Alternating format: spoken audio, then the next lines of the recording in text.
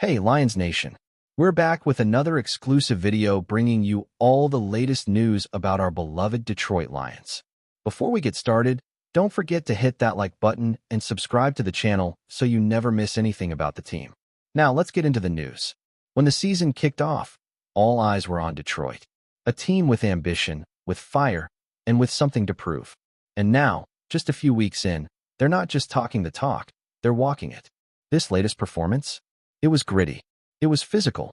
It was exactly the kind of game that defines the identity of a team that's not here to participate, but to dominate. Let's start with the defense, because honestly, they set the tone from the jump. Sure, the first drive ended the same way it has for the last 4 games, a touchdown allowed. That's been a frustrating trend, no doubt. But what matters is how you respond, and this defense answered loud and clear. After that early score, they locked in, dialed up the pressure, and made life absolutely miserable for the opposing quarterback. Aiden Hutchinson was all over the place. 3 games in a row now where he's been borderline unstoppable. And today, he could have had an even bigger stat line if not for a couple penalties that called back big plays. But none of that fazed him. You could see it in the way he moved, the way he celebrated. This guy is in a rhythm. Rushing the passer, defending the run, forcing fumbles. He's doing it all. And for him, it's not about flash. It's about fundamentals. In Detroit, you stop the run first. You earn the right to rush the passer. And Hutch is living that philosophy every single snap. But this wasn't just the Hutchinson show. The entire unit came to play. Whether it was bending without breaking or taking advantage of short fields created by turnovers, this defense played with confidence and cohesion. And when you look at guys like Amick Robertson stepping up after injuries hit the secondary, that next man up mentality wasn't just talk. It was reality. Amick came in, made plays, and brought energy that felt contagious. He even admitted he's kicking himself over a missed interception. But that kind of accountability? That's leadership. And speaking of the secondary, the depth they've built is paying off. Starters went down, but the replacements, guys like Rock Ya-Sin, Khalil Dorsey, and Avonte Maddox, they didn't blink. They stepped into big moments and held their ground.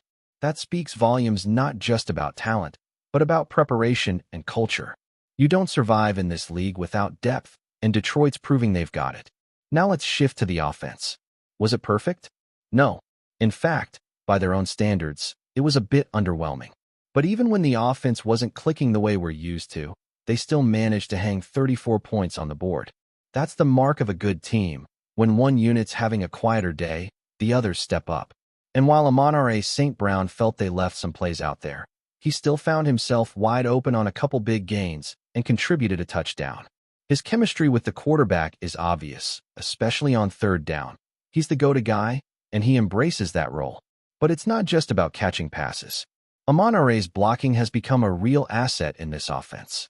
He credited that improvement to a better understanding of the run game, thanks to coaching changes that brought the wide receivers and running backs into tighter alignment. He's not just executing. He knows why he's doing what he's doing. And that's the difference between a good receiver and a great one. One of the biggest moments of the game came on special teams, and you could feel the sideline erupt when Khalif Raymond broke loose. The respect that guy commands in the locker room is unreal. Teammates were sprinting downfield just to celebrate with him because they know how much he pours into his craft. The attention to detail, the dedication, it's relentless. So when a guy like that gets rewarded with a huge play, it lifts everyone. And look, this was one of those games that could have been a trap. Short week. Big win on the road the week before. Prime setup for a letdown. But that's not what this team is about. There's a mental toughness here, a focus. Whether it's a marquee matchup or a gritty grind-it-out kind of day, they show up. They compete. And they do it as a unit. On offense, defense, and special teams, this game had contributions from every corner. Whether it was Jack Campbell calling the shots and keeping communication tight, or Taylor Decker battling one of the best edge rushers in the game, every guy understood the assignment.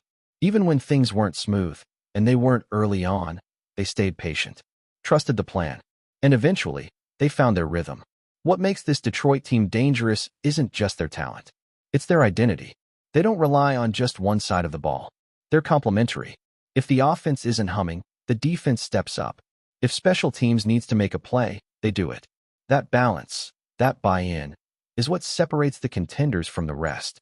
3 straight wins now. Momentum building.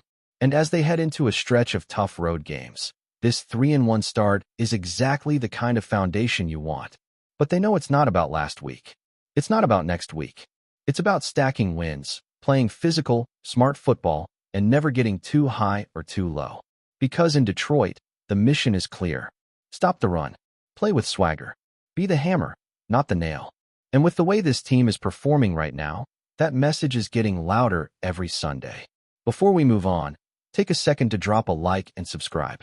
That way, you'll stay up to date with every exclusive Lions update, and you'll even have a chance to win an official Detroit Lions jersey.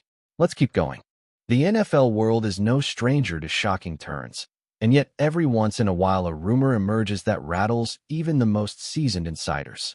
Whispers have begun to circulate that the Detroit Lions, riding a wave of newfound swagger and credibility under Dan Campbell, could be preparing a blockbuster maneuver aimed directly at the heart of their divisional rivals. The name tied to these hushed conversations is none other than Justin Jefferson, the superstar wide receiver of the Minnesota Vikings, a player many believe to be the most electrifying pass catcher in the game today. To even imagine Jefferson in Honolulu blue feels like a betrayal of the natural order of the NFC North, a division defined for decades by fierce rivalries and stubborn loyalties. Yet those familiar with the undercurrents of league politics claim that the relationship between Jefferson and the Vikings front office has been more strained than publicly acknowledged. Negotiations over his extension have stretched, stalled, and restarted with all the delicacy of a chess match, while the players' camp has quietly expressed frustration at the organization's inability to build a consistent contender around him. For every highlight Jefferson produces, it seems, there is a nagging question about whether Minnesota is truly maximizing his prime years. Detroit, by contrast, has transformed itself from a perennial afterthought into a team dripping with potential and charisma. The Lions have cultivated a bruising identity rooted in grit, toughness, and an infectious belief that no obstacle is too great. They've invested heavily in their offensive line. They've developed a two-headed rushing attack that can bully defenses, and they've watched Jared Goff resurrect his career in a system tailored to efficiency and balance. What they have lacked, according to voices inside and outside the organization, is that transcendent wide receiver who can change the geometry of a defense with a single motion. Amon-Ra St. Brown has blossomed into a Pro Bowl talent, but pairing him with Jefferson would create a tandem almost impossible to defend. The mechanics of such a deal are the subject of much speculation.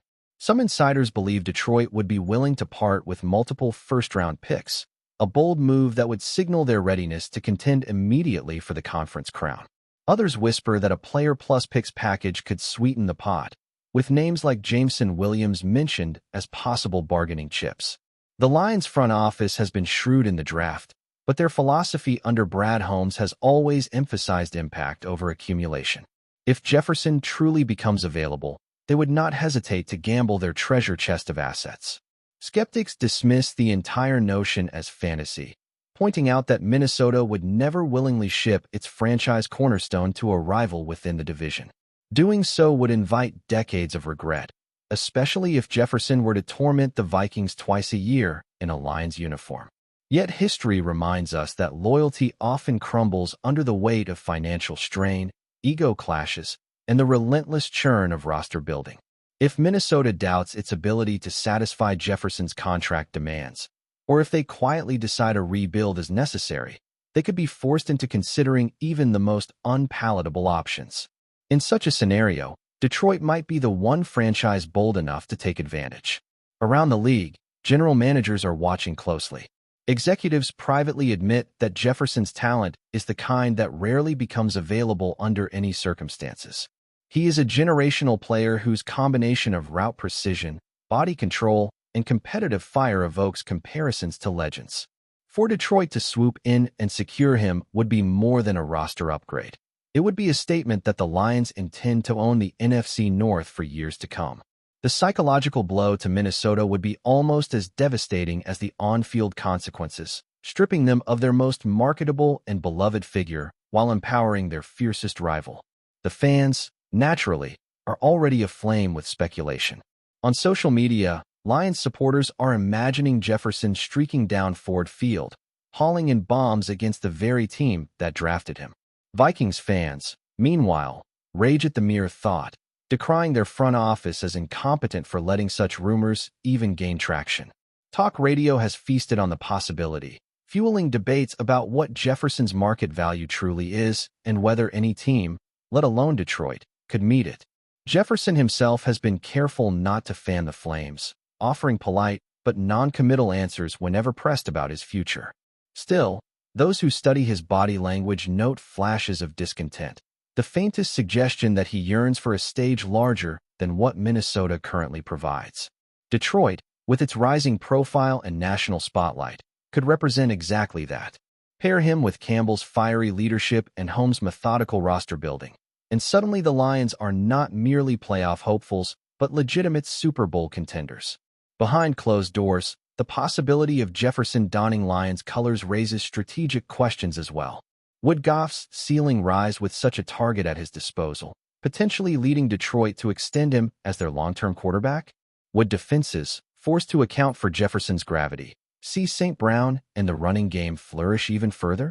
Could the Lions, a team so long dismissed as cursed, actually ascend to the status of powerhouse by capitalizing on their rivals' hesitation? These are the kinds of questions that keep general managers awake at night, and the kind that give life to rumors that otherwise sound outlandish. Even the schedule looms as an enticing subplot. Imagine the first matchup between Detroit and Minnesota after such a move. Jefferson striding into U.S. Bank Stadium wearing Honolulu blue, greeted by a chorus of boos from once-adoring fans. The national networks would salivate at the drama, the rivalry elevated to Shakespearean heights. In that single game, the weight of history, betrayal, and ambition would collide on the field, offering the NFL its most theatrical storyline in years. Whether the rumor proves to be smoke without fire or the prelude to something historic remains to be seen. The NFL has always thrived on the unexpected, and in an era defined by aggressive front offices unafraid to swing for the fences, no scenario can be entirely dismissed. For the Lions, the chance to acquire Jefferson would be nothing less than a franchise-altering moment, the kind of opportunity that comes along once in a generation. For the Vikings, it would be a gut-wrenching decision that could reshape the identity of their team for decades. As the weeks roll on, whispers will continue to swirl, insiders will leak hints and denials, and fans will dissect every cryptic social media post. One thing is certain. The very idea of the Lions stealing Justin Jefferson from the Vikings has already captured the imagination of the football world. It is the sort of rumor that underscores the NFL's enduring truth, that in this league, the unthinkable is always just one phone call away. We bring you the latest Lions news every single day. So make sure you're subscribed, hit that like button, and turn on notifications so you don't miss a thing. And of course, drop a comment below with your thoughts on today's news. Your voice makes a difference for Lions Nation. See you in the next video.